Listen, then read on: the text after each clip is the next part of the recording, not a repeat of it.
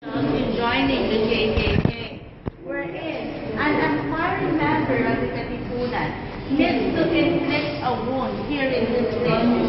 But there's a rated evidence. I like watching violence and I'm addicted.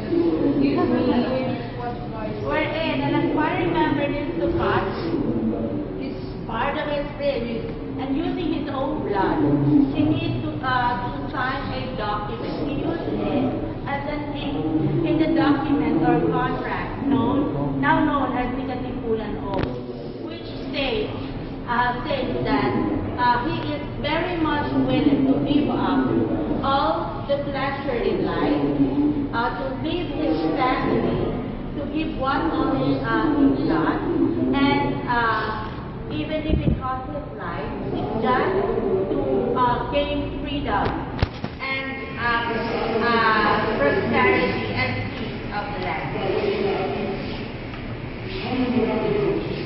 Okay? This is an example of an amulet. There is a kind of bullet defying them. They believe that they won't be they won't die if they kind of amulet. Up to now, the efficacy of using those amulets are being questioned. But before, the Filipinos that use these kinds of amulets, and yet it is to meet their full family. These are the weapons used by the members of the Katipunan, their bladed weapons. Like what I told you, most of the members of the KKK are farmers.